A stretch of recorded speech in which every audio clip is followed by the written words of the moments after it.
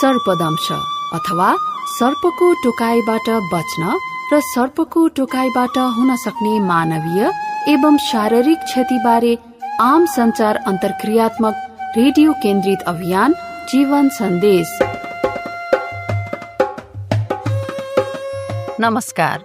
नाग पञ्चमीको विशेष शुभकामनासँगै सर्पदंशबाट हुन सक्ने मानवीय तथा शारीरिक क्षति न्यूनीकरणका लागि जनचेतना अभिवृद्धि गर्ने उद्देश्यले तयार गरिएको अन्तर्क्रियात्मक रेडियो कार्यक्रम जीवन सन्देशमा यहाँहरूलाई हार्दिक स्वागत छ। म अचला।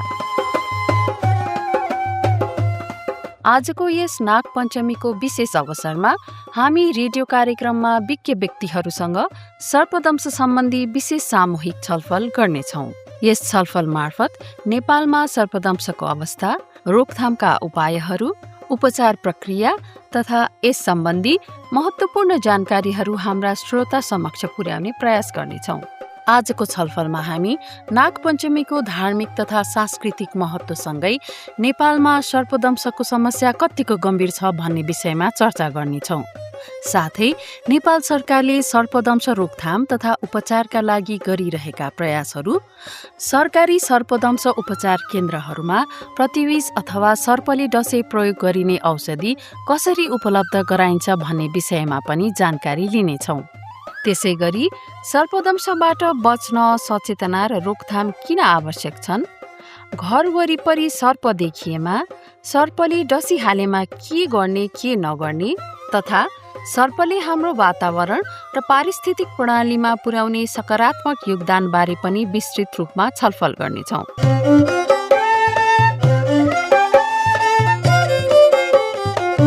आजको यस नाग पञ्चमी विशेष छलफलमा हामीसँग हुनुहुन्छ पण्डित शालिग्राम गुरु, इपिडियोमोलोजी तथा रोग नियन्त्रण महाशाखाका शाखा प्रमुख डाक्टर अमृत पोखरेल, सर्प उद्धारकर्ता रोहित गिरी र rotary club of Kathmandu mid town पूर्व अध्यक्ष डाक्टर निर्मल रिजाल। उहाँहरूसँग नाग पञ्चमीको धार्मिक तथा सांस्कृतिक महत्त्व, नेपालमा सर्पदंशको वर्तमान अवस्था, सर्पदंशको रोकथाम तथा उपचार साथै सर्प संरक्षण र जनचेतना सम्बन्धी विविध विषयमा कुराकानी गर्नेछौँ। कार्यक्रमको सुरुवात गरौँ पण्डित शालिग्राम गुरुबाट। गुरुजी, नाग पञ्चमीको दिनमा सर्पको धार्मिक र सांस्कृतिक महत्त्वबारे केही प्रकाश पारिदिनुहुन्छ कि? धन्यवाद प्रश्नको लागि।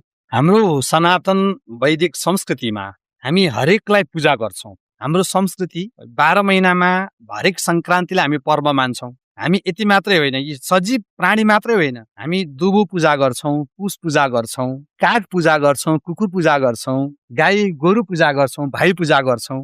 त्यस्तै प्रकृतिको अभिन्न अङ्गको रूपमा रहेको जुन नाग देवता हो, शास्त्रले देवताको रूपमा मानेको छ, नाग देवताको हामी नाग पञ्चमीमा पूजा गर्छौँ। प्रश्न उठ्छ, किन पञ्चमीमा पूजा गर्ने? 16वटा तिथिका मालिकहरू रहेका छन्, तिथिका स्वामीहरू रहेका छन्। ती तिथिका स्वामीहरू मध्ये जस्तै तिथिसा बन्निकौ गौरी गणेश सोही गुहो रवि, शास्त्रले बताउँछ पञ्चमी तिथिको मालिक भनेको सर्प नाग देवता हो। तसर्थ कसैको पूजा गर्नु पर्यो भने उसकै तिथिमा, उसकै बारमा, अश्लेषा नक्षत्रको मालिक नाग हो, पञ्चमी तिथिको मालिक नाग हो। तसर्थ तिमी प्रकृतिका अभिन्न अङ्ग हौ, तिमी हरेक ठाउँमा छौ। हे नाग देवता, नमोस्तु सर्पेभ्यो जे के च पृथ्वी मनु जे अन्तरिक्षे जे दिवितेभ्यः सर्पेभ्यो नमः। वेदले यो मन्त्रबाट के भन्छ भन्दाखेरि अन्तरिक्षमा रहेका नागहरू, पृथ्वीमा रहेका नागहरू, यी सबैलाई चाहिँ हामी बारम्बार वन्दना गर्दछौँ।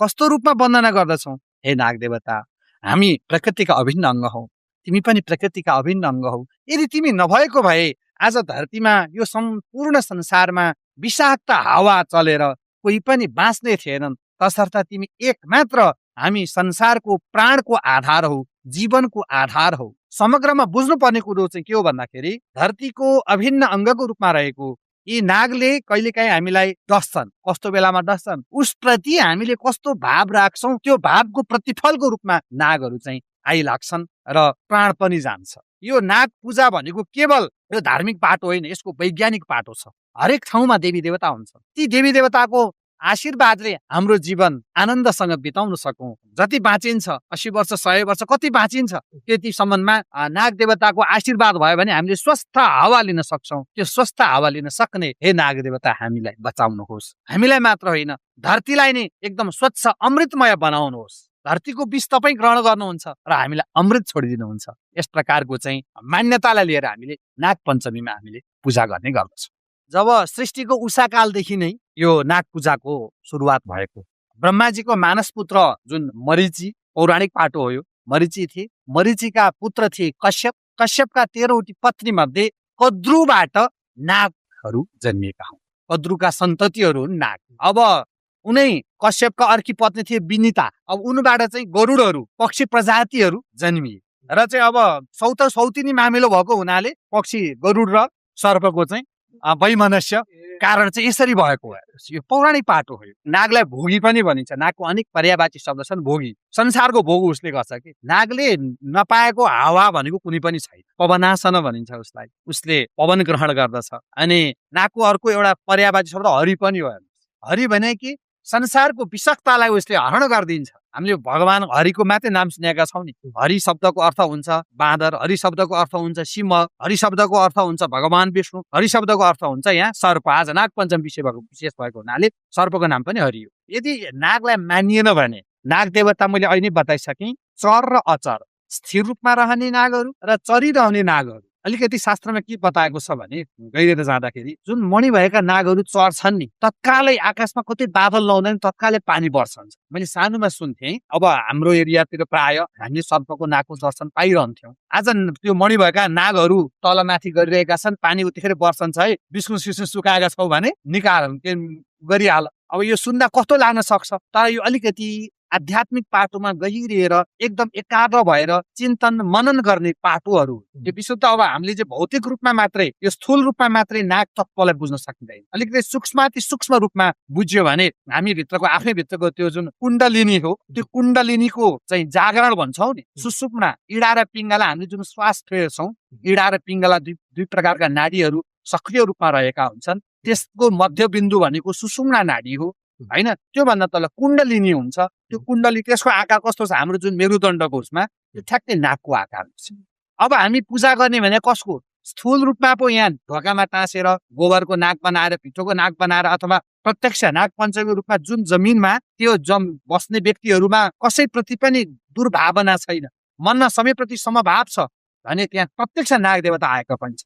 अब अर्को हामीले एउटा यसको दृष्टान्त के छ, शिवजीको गहना नाग हो केही। अब हेर्नुहोस् त, शिवजीको गहना नाग, छोरो गणेशको वाहन के हो, मुसो। अब नाग र मुसो पायो भने त यता यहाँ देख्दाखेरि त भागिरहेको, तर कस्तो मिलेर बसेका छन्। अर्को छोरो हेर्नुहोस् त, कुमारको वाहन के हो, मयूर हो नि। अब मयूर सौतिनी मामिला त्यहाँ देखेन, तर उनीहरूले आफ्नो जन्मजात शत्रुतालाई बिर्सेर कस्तो आनन्दसँग बसेका छन्। हेर्नुहोस् न, यता माता पार्वतीको वाहन छ सिंह, शिवजीको वाहन छ नन्दी साँडे। हेर्नुहोस्, सिंह र साँड, यी जन्मजात शत्रुहरू पनि बिर्सेर चाहिँ आफ्नो त्यो शत्रुतालाई बिर्सेर जहाँ रमिरहेका छन्। हामीले संसार त्यस्तो बनाउनको लागि यो नाग पूजाको, नाग पञ्चमीको महत्तालाई हामीले बुझ्नुपर्ने हो। नाग पञ्चमीको अवसरमा धार्मिक आस्था, सांस्कृतिक महत्त्व तथा परम्पराबारे जानकारी दिनुभएकोमा यहाँलाई धेरै धेरै धन्यवाद।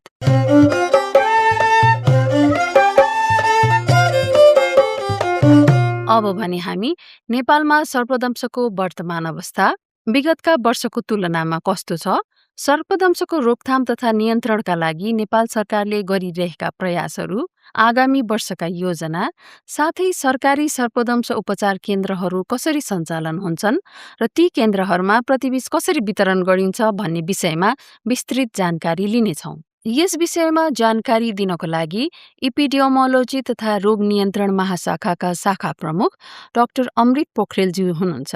डाक्टर अमृत, नेपालमा सर्पदंशको स्थिति विगतको वर्षको तुलनामा के कस्तो छ? नेपालमा सर्पदंश विशेष गरी तराई र भित्री मधेसका जिल्लाहरूमा अलि बढी प्रभावित देख्छौँ हामी ठाउँहरूमा, र यो नेपालको एउटा महत्त्वपूर्ण जनस्वास्थ्यको समस्याको रूपमा पनि रहेको छ।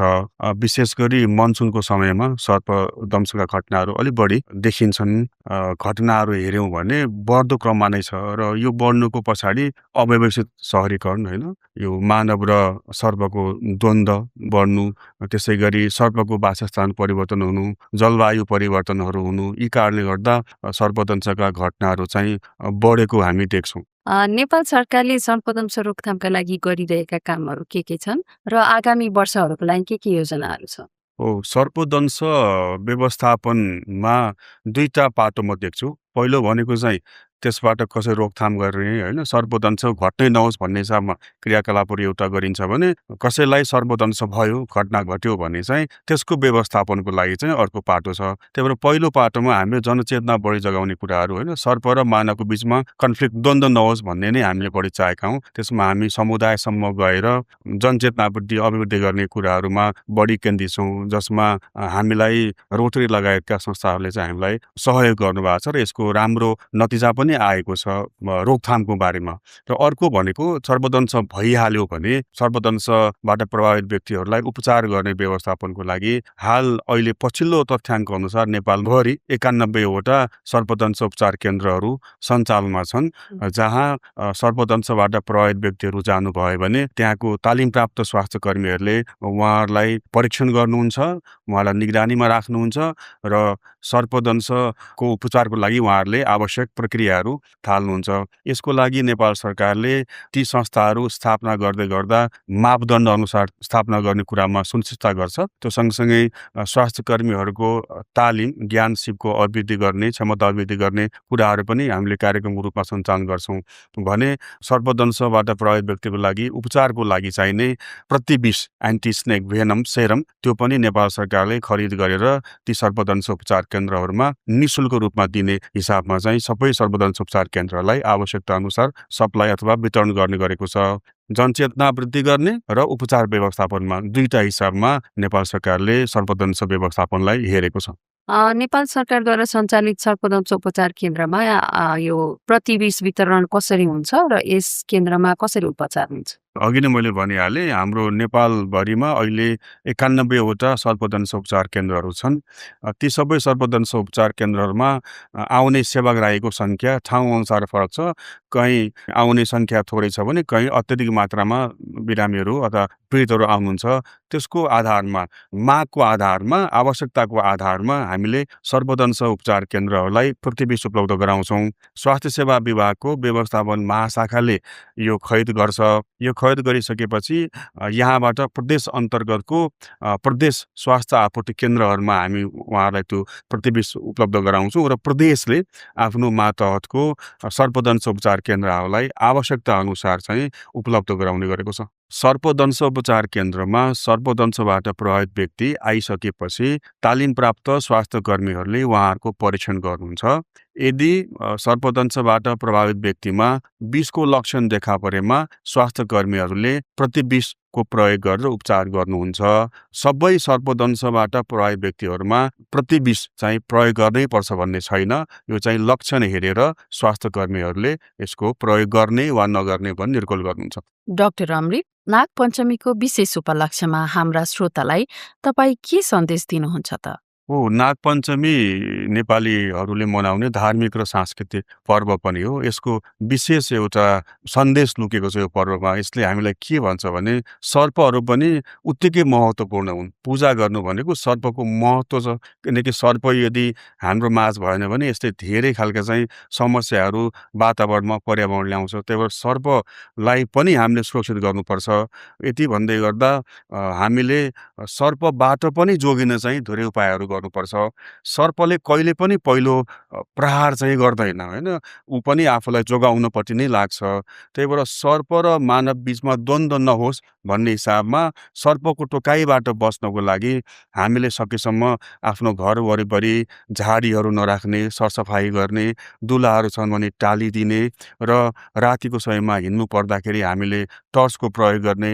त्यसै गरी खेतमा काम गर्दा, बारीमा काम गर्दाखेरि बुट लगाउने, पन्जा लगाउने होइन, यी उपायहरू गरियो भने हामी सर्पदंशको घटनाबाट सुरक्षित हुन सक्छौँ। कुनै पनि व्यक्तिलाई सर्पदंश भयो वा सर्पले टोक्यो भने हामीले टोकेको घाउमा अनावश्यक रूपमा चिरफार गर्ने, त्यसमा जडीबुटीहरू लगाउने वा त्यसलाई टनटनी बान्ने कामहरू गर्नु हुँदैन। झारफुको पछि नलाग्ने र टोकेको भागलाई सकेसम्म स्थिर राखेर छिटोभन्दा छिटो नजिकको सर्पदंश उपचार केन्द्रमा जानुपर्छ। नेपालमा सर्पदंशको हालको अवस्था, यसको रोकथाम तथा न्यूनीकरणका लागि नेपाल सरकारले गरिरहेका पहलहरू र आगामी दिनका योजनाबारे विस्तृत जानकारी गराइदिनु भएकोमा डाक्टर अमृत पोखरेललाई धेरै धन्यवाद।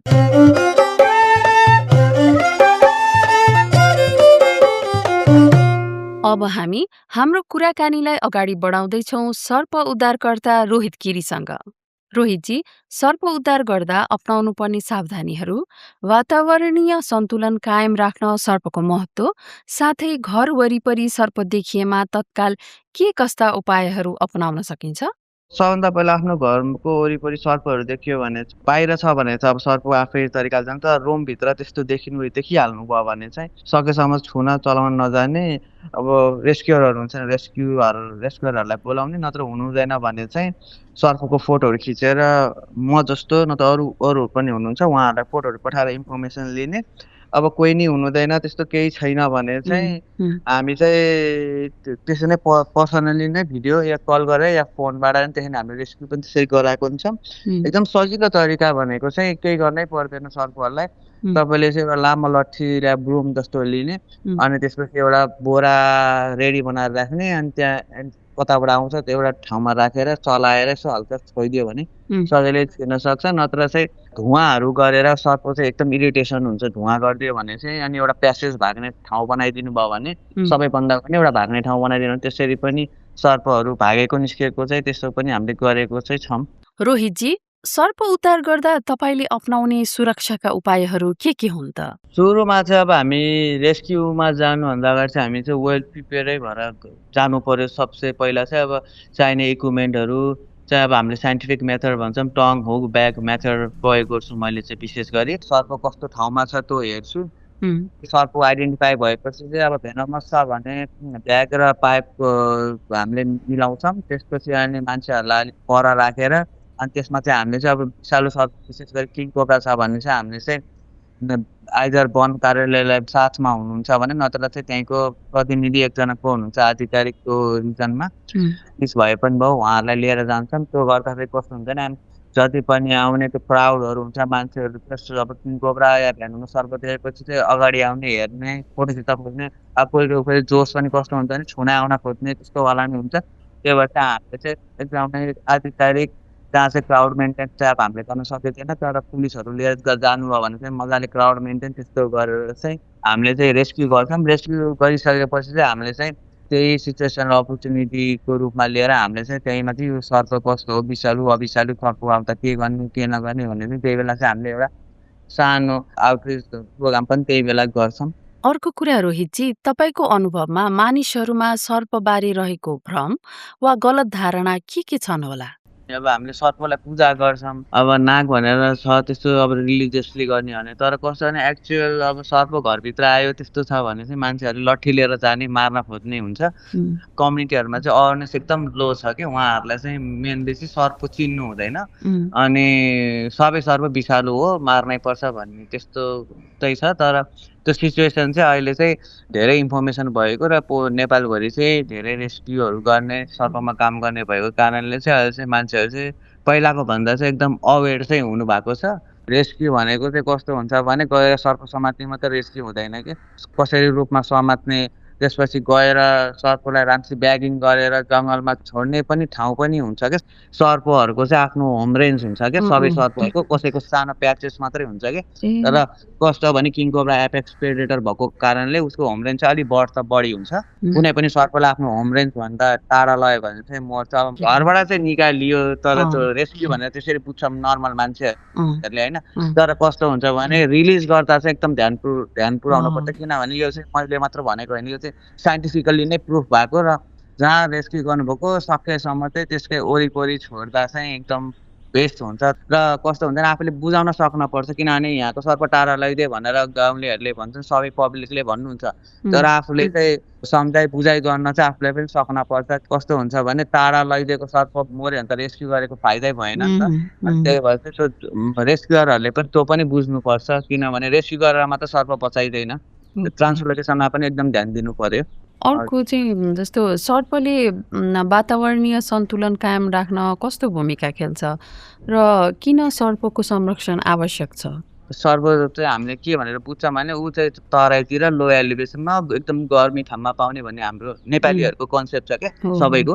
तर त्यस्तो चाहिँ हुँदैन। कस्तो भने सर्प चाहिँ 4000 मिटरभन्दा माथि चाहिँ सर्पहरू पनि पाउँछ। ऊ चिसो ठाउँमा तपाईँको आइ चाहिँ लगभग जाडोमा हिउँै पर्ने ठाउँमा पनि सर्प पाइन्छ र एकदमै गर्मी हुने लो ल्यान्डमा सम्म सर्पहरू पाउँछ। उनीहरूको चाहिँ छुट्टै छुट्टै हेबिटेट हुन्छ। त्यो हेबिटेट अनुसारको उनीहरूको इम्पोर्टेन्सहरू हुन्छ कि अब किङ कोब्राकै कुरा गरौँ भने पनि अब किङ कोब्रा चाहिँ हाम्रो चाहिँ लो एलिभेसनदेखि लिएर तराई भनौँ, तराईदेखि हाम्रो पहाडी भनेको लगभग नेपालमा चाहिँ मैले देखेको र मैले आफैले रेस्क्यु गरेको 2000 मिटरमा र नेपालमा चाहिँ 2200 मिटरसम्म चाहिँ किङ कोब्रा रेकर्डेड छ कि।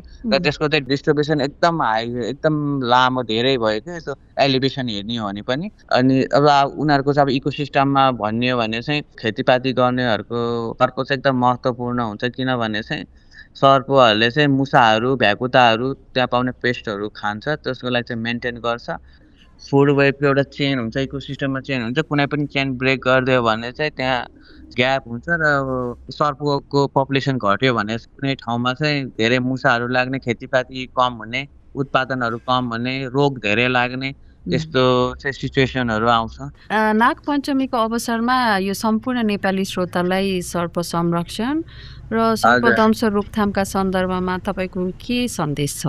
मैले के भन्छु भने चाहिँ अब हाम्रो चाहिँ रिलिजियसली नै अब कल्चरली नै हामीले सर्प भनेपछि नाग देवताको रूपमा पूजा गर्छौँ। र मैले सबैलाई चाहिँ के अब हामीले चाहिँ फोटो पनि टाँगेको हुन्छौँ, पूजा गर्छौँ नागपञ्चमीको दिनमा। तर कस्तो हुन्छ भने एक दिन चाहिँ पूजा गर्ने, फोटो टाल्ने, तर त्यो बाहेक चाहिँ अरू दिन चाहिँ सर्प देख्यो भने चाहिँ लट्ठी कुचो लिएर चाहिँ मार्ने, त्यस्तो चाहिँ गर्न भएन। सर्पहरू चाहिँ हाम्रो दुश्मन चाहिँ होइन, हामीलाई मार्न आएर हामी त्यस्तो चाहिँ होइन। हामीले चाहिँ बुझाइ चाहिँ हाम्रो चाहिँ एकदमै लो भएर हो कि केही बुझ्नु भयो, केही थाहा पाउनु भयो भने चाहिँ डर पनि कम हुन्छ र तपाईँहरूलाई चाहिँ माया पनि लाग्छ कि। त्यही भएर सर्प देखिहाल्नु भयो भने चाहिँ मार्ने चाहिँ गर्नु हुँदैन। अब रेस्क्यु गर्ने मान्छेहरूलाई चाहिँ बोलाएर त्यस्तो चाहिँ गर्न चाहिँ म भन्छु। सर्प चाहिँ हाम्रो दुश्मन चाहिँ होइन। सर्प उद्धार गर्दा अपनाउनु पर्ने सावधानीहरू।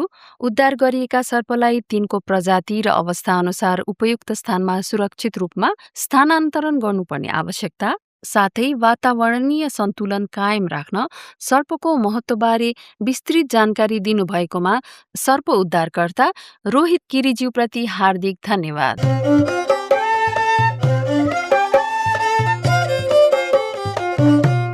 सर्पदंश रोकथाम अभियान अन्तर्गत रोटरी क्लब अफ काठमाडौँ मिडटाउनले गरिरहेका विभिन्न गतिविधिहरू, यस परियोजनाको अवधारणा कसरी आयो र यसको भविष्य के छ, यसबारे विस्तृत जानकारी रोटरी क्लब अफ काठमाडौँ मिडटाउनका पूर्व अध्यक्ष डाक्टर निर्मल रिजालसँग गरिएको कुराकानी। रोटरीको सर्पदंश रोकथाम अभियानको परिचय कसरी दिनुहुन्छ तपाईँले?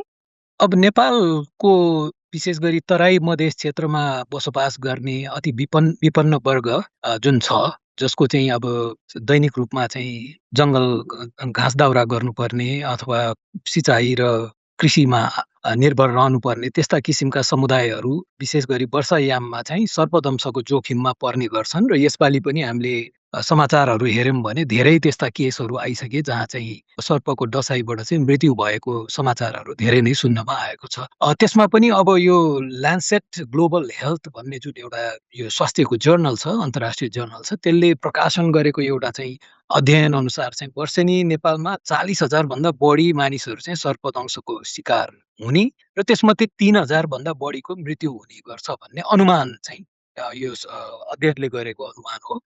अब त्यो हामीले समाचारहरूमा हेऱ्यौँ भने त्यति सङ्ख्या त आउँदैनन्, अथवा इभन हाम्रो नेपाल सरकारको तथ्याङ्कमा पनि हेऱ्यौँ भने त्यति चाहिँ आउँदैन। तर अब धेरै यस्ता केसेसहरू रिपोर्टेड नहुने भएकोले कारणले गर्दा पनि त्यो चाहिँ समाचारसम्म नपुगेको भन्ने चाहिँ अनुमान गर्न सकिन्छ। अब रोटरीकै 4 वर्षे यो परियोजनाको बारेमा कुरा गर्नु पर्दा चाहिँ यो अन्तिम वर्ष हो। 4 वर्षदेखि हामीले यसलाई चाहिँ सुचारू रूपमा चलाइराखेका छौँ र विशेष गरी यसको मुख्य उद्देश्य चाहिँ मानिसहरूलाई चाहिँ कसरी चाहिँ सर्पदंशबाट चाहिँ बच्ने अथवा सर्पदंश भइहाले के गर्ने भन्ने त्यस्तो किसिमको सचेतनामूलक सन्देशहरू दिएर चाहिँ मानिसहरूलाई चाहिँ त्यो जोखिमबाट चाहिँ पर राख्ने चाहिँ यसको उद्देश्य छ। र विशेष गरी यो चाहिँ 4वटा भाषामा नेपाली बाहेक चाहिँ मैथिली, भोजपुरी, अवधी र पश्चिम तराईमा विशेष गरी प्रयोग हुने भाषाहरूमा चाहिँ 11वटा सूचनाहरू तयार पारेर चाहिँ यो कार्यक्रम चाहिँ चलाइएको छ। तपाईँलाई यस्तो सचेतना कार्यक्रम किन जरुरी हुन्छ जस्तो लाग्छ? विशेषज्ञहरूले पनि भनेको कुराहरू एउटा कन्फरेन्स पनि भएको थियो नेपालमा 2019 ताका। त्यो बेला चाहिँ धेरैजना नेपाली अथवा विश्वभरिका विशेषज्ञहरूले आएर चाहिँ दिएको एउटा कन्फरेन्सको निचोड भनौँ चाहिँ के थियो भन्दाखेरि टोकिसकेपछि जुन उपचार गर्न सकिन्छ त्योभन्दा सजिलो चाहिँ टोक्नुभन्दा अगाडि जोगाउन सकियो भने चाहिँ त्यो चाहिँ सबै किसिमले चाहिँ स्वास्थ्यको हिसाबले चाहिँ सबै किसिमले चाहिँ राम्रो हुन्छ। त्यसमा चाहिँ खर्च पनि कम लाग्छ, त्यसमा जोखिम पनि कम हुन्छ बचाउन सकियो भने। यस परियोजनामा कसको मुख्य सहकारी रहेको छ त? अब यो परियोजना चाहिँ रोटरी फाउन्डेसनको सहयोगमा चाहिँ Rotary club of Kathmandu Mid टाउनले चाहिँ यसलाई परिचालन गरिराखेको छ। त्यसबाहेक चाहिँ अब नेपाल सरकारको चाहिँ स्वास्थ्य तथा जनसङ्ख्या मन्त्रालय र त्यस अन्तर्गतको एपिडेमोलोजी तथा रोग नियन्त्रण महाशाखा जसलाई इडिसिडी पनि भन्छौँ, त्यस्तै गरी राष्ट्रिय स्वास्थ्य शिक्षा सूचना तथा सञ्चार केन्द्र जसलाई NHEICC पनि भन्छौँ, अनि विश्व स्वास्थ्य सङ्गठन नेपाल, बिपी कोइराला स्वास्थ्य विज्ञान प्रतिष्ठान धरान र त्यससँग आबद्ध सर्पदंश अनुसन्धान केन्द्र, world wild life fund Nepal लगायतका अनि विभिन्न तराई र अरू ठाउँमा रहेका नेपालभरि छरिएका रोटरी क्लबहरू यी सबै चाहिँ यस कार्यक्रमको चाहिँ साझेदारहरू छन्।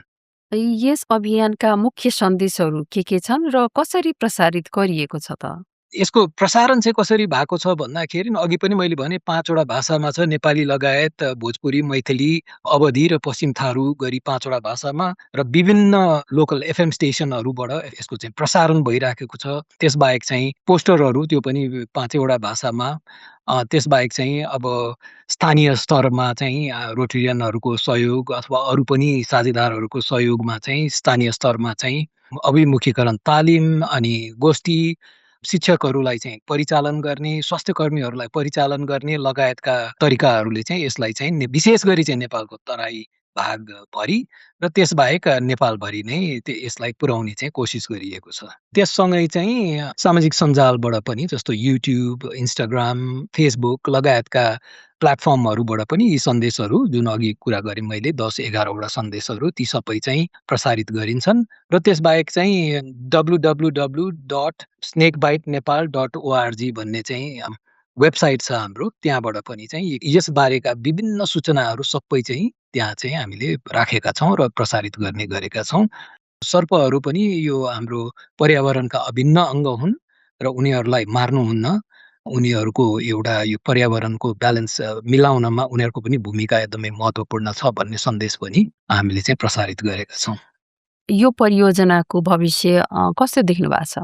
जबसम्म मान्छेमा चाहिँ एक किसिमको सचेतना चाहिँ नहुन्जेलसम्म चाहिँ यस्तो किसिमको कार्यक्रमहरू चाहिँ सुचारू नै राख्नुपर्छ। र हाम्रो कोसिस चाहिँ के छ भन्दाखेरि नेपाल सरकारको चाहिँ स्वास्थ्य तथा जनसङ्ख्या मन्त्रालयसँगको सहकार्यबाट पनि यसलाई चाहिँ जारी नै राख्ने र त्यसबाहेक यो विशेष गरी तराईमा रहेका रोटरी क्लबहरूको उनीहरूको पनि सहकार्यको माध्यमबाट चाहिँ यसलाई चाहिँ जारी नै राख्ने। यो कार्यक्रमहरू विभिन्न साझेदारहरूको सहयोगमा चाहिँ यसलाई जारी राख्छौँ। अब खालि रह्यो अब यो 1 वर्षमा हाम्रो आफ्नै यो परियोजना त सिद्धिन्छ, तर परियोजना सिद्धियो भन्दैमा यो महत्त्वपूर्ण कार्य चाहिँ सिद्धिँदैन। यसलाई हामी जारी नै राख्छौँ र रोटरी इन्टरनेसनल र rotary club of Kathmandu mid town लगायत विभिन्न रोटरीका साझेदार रोटरी क्लबहरूबाट यो कार्यक्रम चाहिँ जारी नै रहन्छ।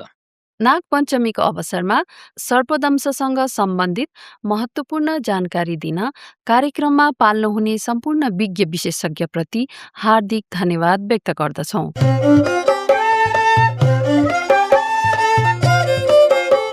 सहभागी श्रोता, आजको यस नागपञ्चमी विशेष रेडियो कार्यक्रम जीवन सन्देशको यस भागबाट नागपञ्चमीको हार्दिक शुभकामना व्यक्त गर्दै म अचला यहाँहरूबाट बिदा माग्छु। नमस्ते। यस रेडियो प्रस्तुतिमा विद्वान अतिथिले बताउनु भएको उहाँको निजी विचार मानिनेछ र नेपाल सर्पदंश रोकथाम परियोजनाको तर्फबाट अभिव्यक्त भएको आधिकारिक विचार भनेर मानिनु हुँदैन।